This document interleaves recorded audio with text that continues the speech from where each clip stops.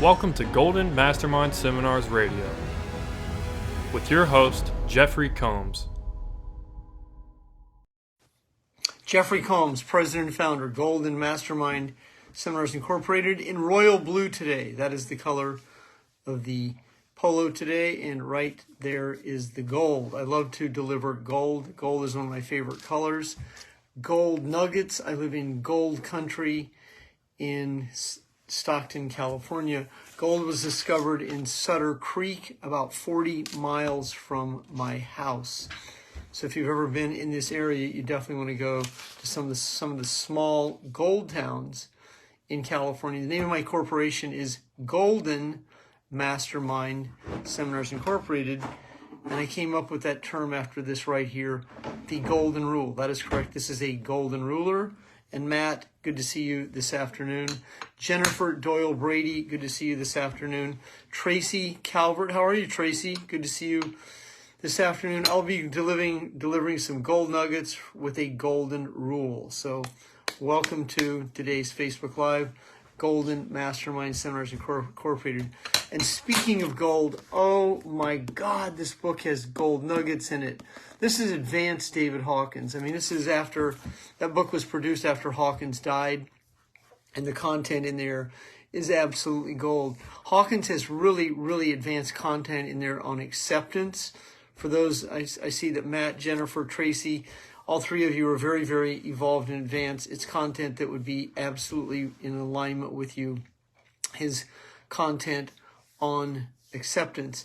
If you haven't read the chapter on pride in Letting Go, the book Letting Go, that's more of this. That's golden rule content. I mean, Hawkins' content on pride is just so deep that it requires being read over and over and over. And then in that chapter on pride, it rolls right into humility. So that is page 141 and 142 of the book Letting Go. So, and I was reading that this morning early because I'm going to cover it when pride is destructive. Here's what you'll discover in today's training. So a lot of pride leads to this right here. So right here, let's see, we go right over here. And that is denial, the martyr, arrogant, and being right. I'm going to go ahead and let the Facebook Live continue to populate. We're going to have a great Facebook Live this afternoon. My wife is home from Brazil. She was gone for 3 weeks. It's great to see her home. She overcame the jet lag, and she's here. And that's definitely lifted my consciousness. So it's good to be here with you on a Tuesday afternoon Facebook Live. Kate, good to see you this afternoon.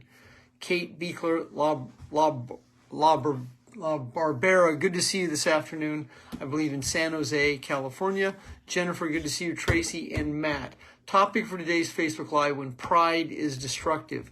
Now, if I say I'm proud of you, that's a different context than I'm too proud to let go. And that's what many people do, is they live in a pride that's destructive, and their pride hinders them. They're too proud to seek assistance. They're too proud to hire a coach. They're too proud to ask for forgiveness.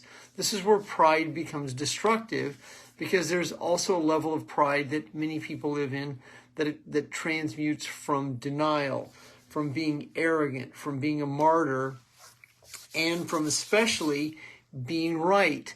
And some of pride will border on narcissistic behavior.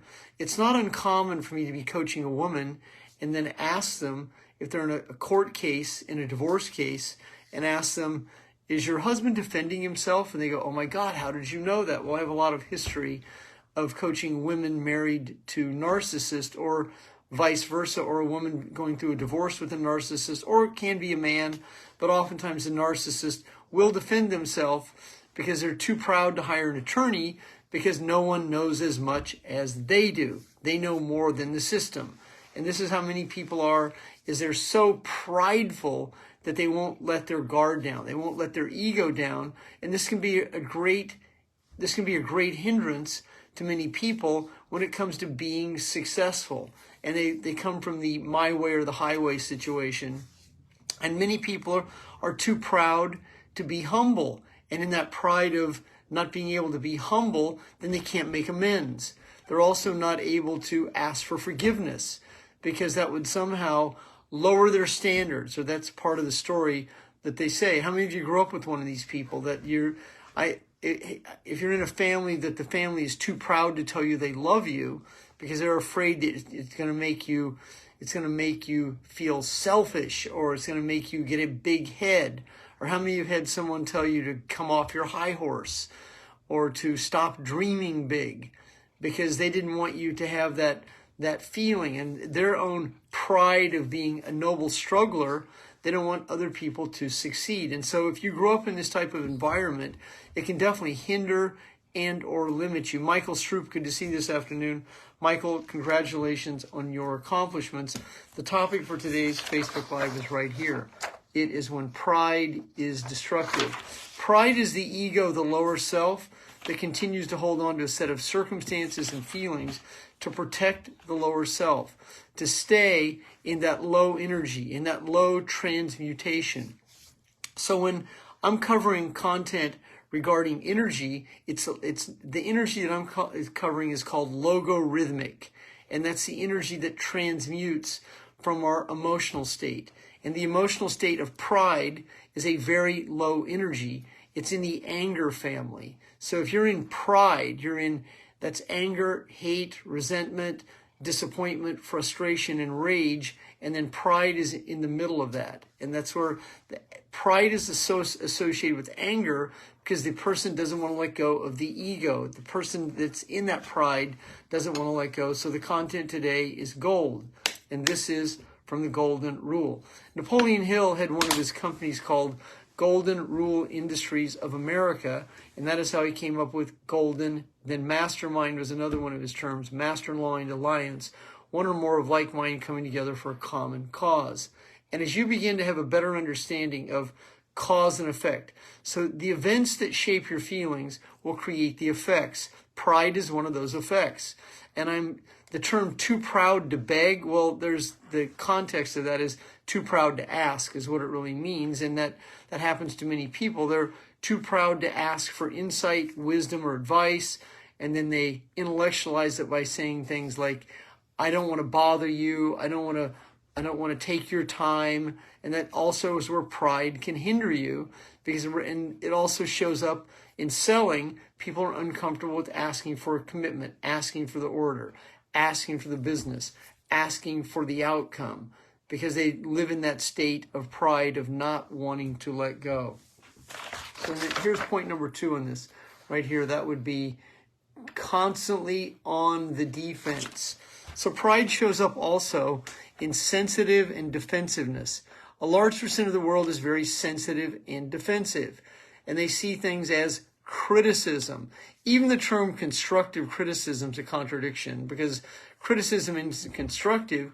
Insight and wisdom can definitely be of value, but even the term constructive criticism is, as I said, it doesn't really fit in consciousness. And so when you're giving people insight and wisdom, it's a different energy, it's a different context than criticizing someone and breaking them down. And that also is part of pride, when you have to be right and you want to be above someone, and that's why you want to be able to let go of that. Rather than being right, it's much better to walk away from situations, especially in conflict. You only want to address conflict when you have to, and it's much better to be in a non-attached state so that you're not attached to being right or proving someone wrong. And that's the pride you let go of in the context of that very situation.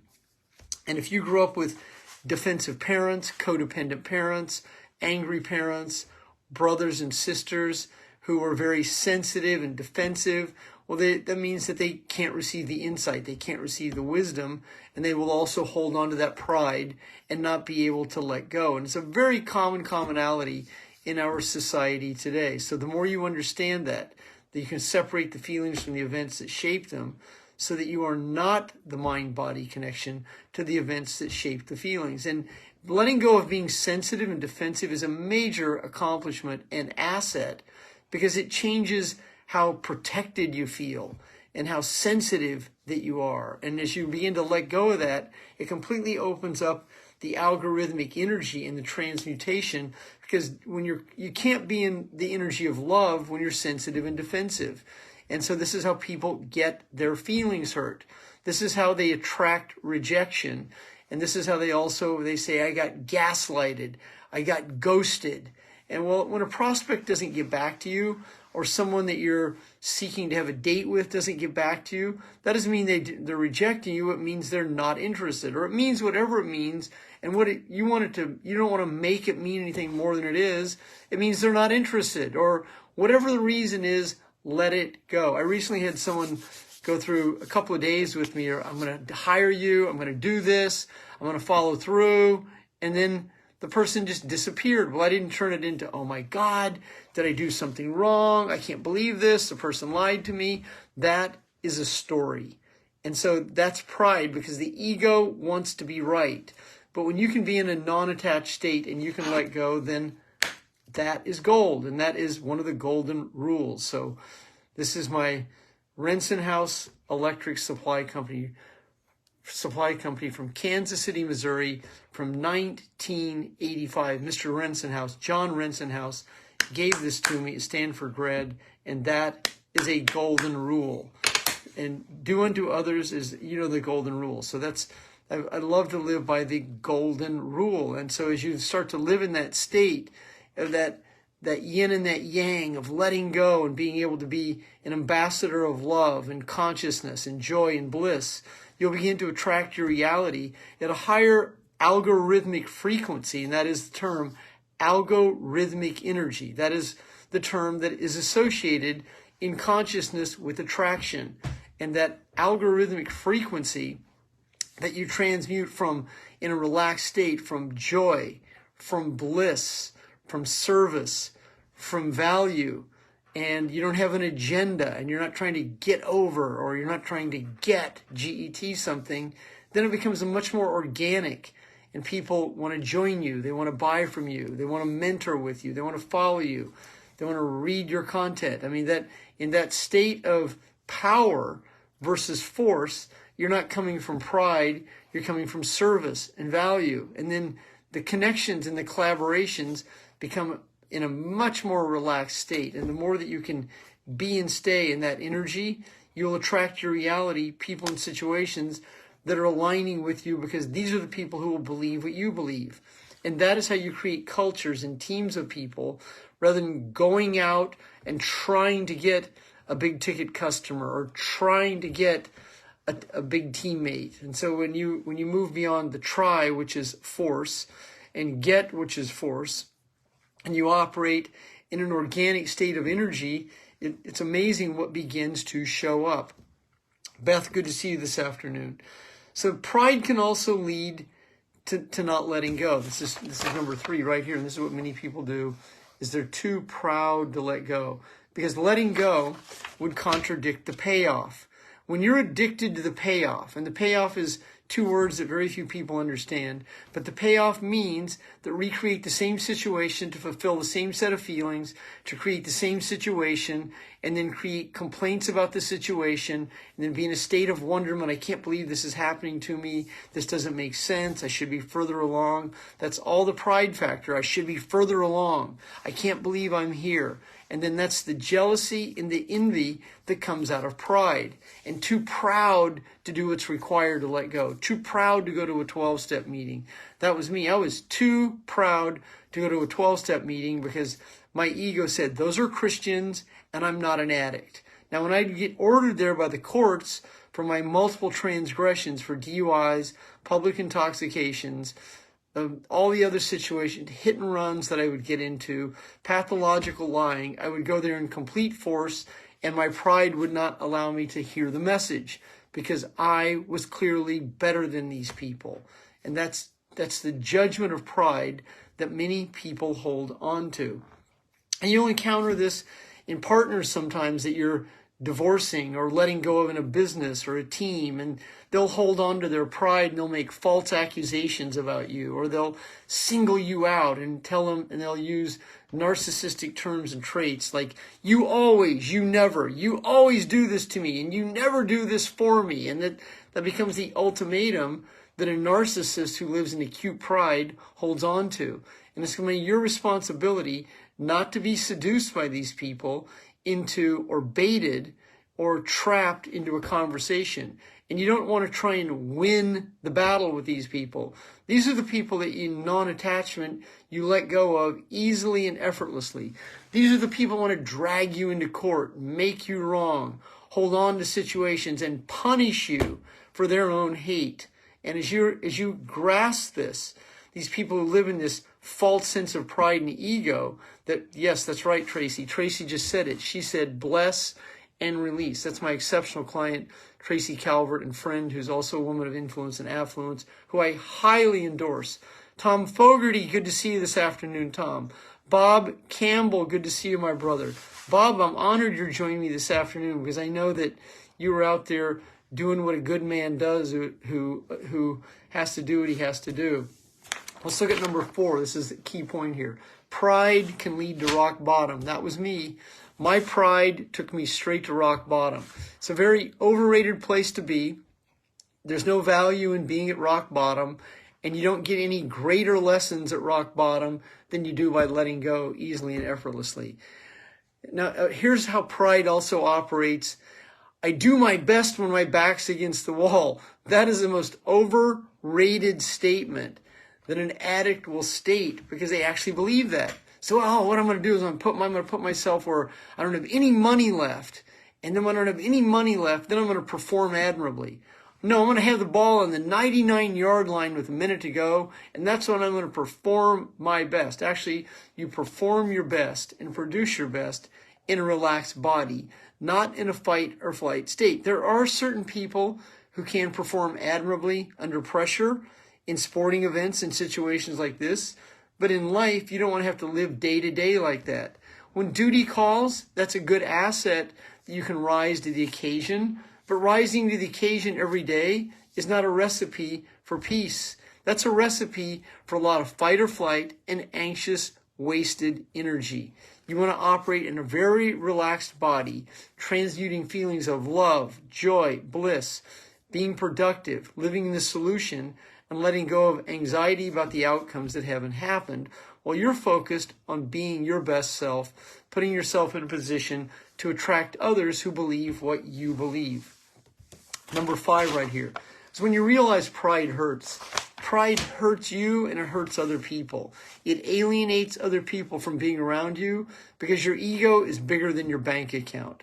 And if that's the case where many people are, they're so proud that they can't hire a coach. They're so proud that they can't be mentored by someone, or they're too proud to ask for a sponsor in a 12-step program because I'm just going to wing it myself. And I'm too proud to go to one of those meetings because I am not like those people. And this is where pride hurts you. And if that is you, today is a great day to breathe, release, and let go. Pride hurts people greatly when it comes to forgiveness and making amends. No, I'm not asking for forgiveness. That's a sign of weakness.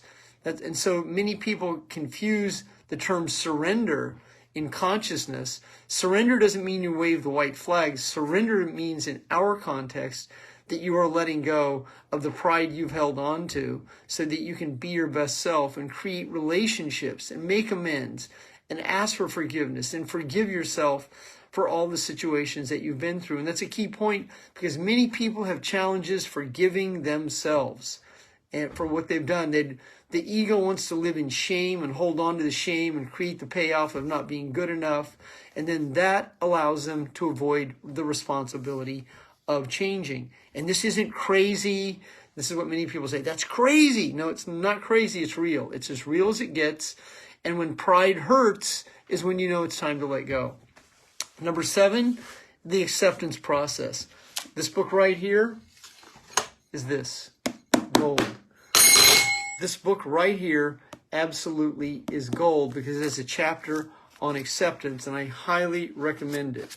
And right here in this portion of it, it breaks down the evolution of consciousness, meaning how you can be and stay in a conscious, relaxed body, transmuting your energy from love, joy, bliss. That doesn't mean you're happy, but it means you're grateful to be alive. You're grateful to have an opportunity to be your best self.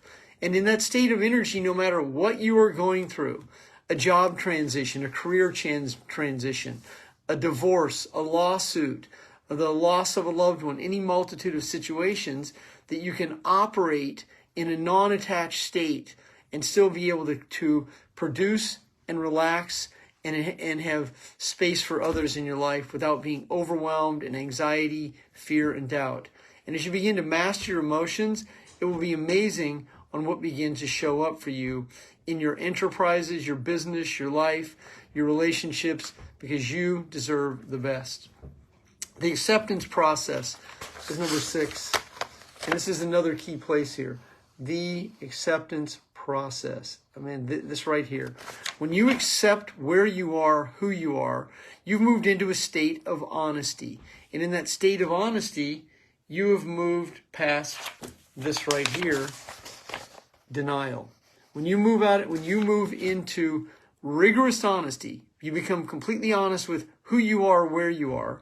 You accept what you've done and where you are, and you accept that honesty, that you're in that state. Now you're going to be able to step into the gateway of truth. Honesty and acceptance are the front door. As you move forward into it, that's when you can access the truth. And when you speak the truth, you'll stop lying to people. You'll stop lying to yourself. You'll stop overcommitting. You'll tell people facts rather than what they want to hear. And you'll be able to let people go without telling a story about it. And you won't make up stories. Well, they ghosted me. They gaslighted me. They rejected me. Instead, the truth is, they more than likely weren't interested, or perhaps you put too much pressure on them, or you oversold, or you did whatever an addict does, because an addict does what an addict does, because an addict always wants a little more. And when you can admit you're an addict, addicted to a set of feelings, when you can admit that in true humility, that's what you move into, true humility, right there. This is it right there. True humility, number 7, point 7. I read to Brittany Carl, one of my clients today, page 141 and 142 out of the book of Letting Go. And that was the impetus for today's Facebook Live. So that a few weeks ago, I was reading that content for about the 100th time. And on the left page in 141 is pride. And on the right page in 142 of the book Letting Go is humility. I mean, I've practically memorized those 2 pages because I have read them so many times. I'm going to just reach right over here one more time. So the content today is pure gold. When I pull out my golden ruler, it is definitely means that I've been transmuting nuggets of gold. I live right here in Stockton, California. It is gold country. Sonora, California, and Sutter Creek are about 40 miles from me. That's where gold was discovered. So I'm in gold country and delivering the golden rule. Thank you very much for being here this afternoon. If you are new to my content and have not followed me for a long time, hit the like button. That will bring you into my algorithm or into my news feed. I would love to collaborate with you or connect with you. If you've not accessed a free 20-minute coaching call, feel free to reach out to me and I will get back to you within 24 hours. When pride is destructive, I'm going to go ahead and hit the record button for playback, and I will be back here tonight at 9 p.m. Pacific Standard Time. Thank you very much, everyone. If you like the content, hit the like button. Thanks and goodbye.